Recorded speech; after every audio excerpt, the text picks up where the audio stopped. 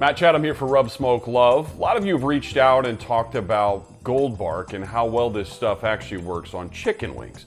I couldn't agree with you more. The one thing I didn't quite know is I've always been a smoker of food. Obviously, you don't name your company Rub Smoke Love if that's not the case. But in smoking wings, it's an absolute imperative that you broil them after or do some sort of crisping element to make sure the skin is not chewy and rubbery, something that comes with just low and slow all day long. Many of you have said, Matt, you gotta get an air fryer. Matt doesn't have an air fryer, but you know what? I caved. So let's do a little test and see how these come out. To get elite level results with a dry rubbed wing, we have to pick the right pathway. There's a lot of different cooking implements you can roll with.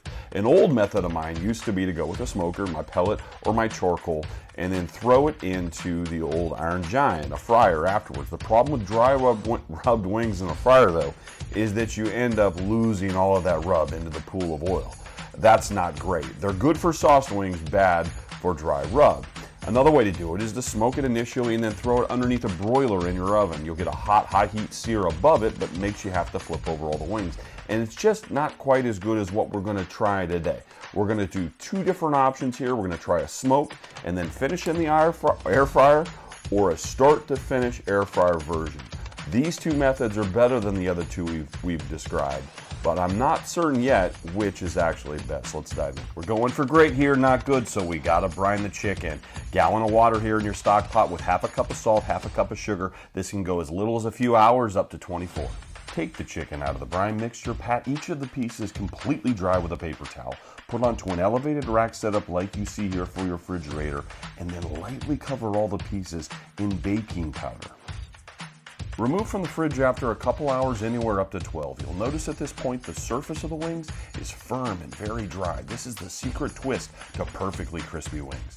And now it's Gold Bark time. Get yourself a big bowl and get your hands ready to get in there and get dirty. Shake, stir with your hand. Shake, stir with your hand until these wings are perfectly covered. All the crevices, all the pieces, they should look saturated when you're done. First, we'll do the air fryer start to finish test.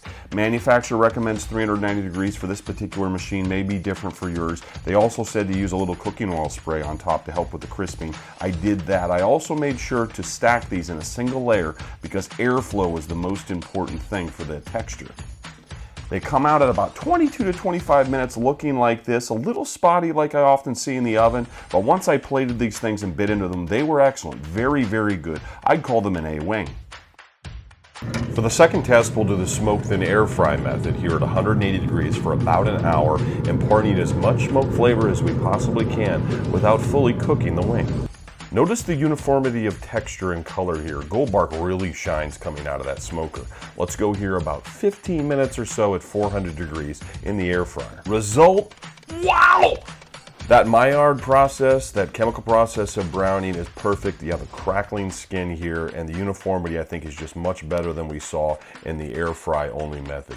Perfectly moist, tender, and flavorful meat with a tremendous, like I've never had before, skin here and Gold Bark flavor on the exterior. The smoke, then air fried method was an A+++. You could build a restaurant around these very wings. Try it, I guarantee you'll love it.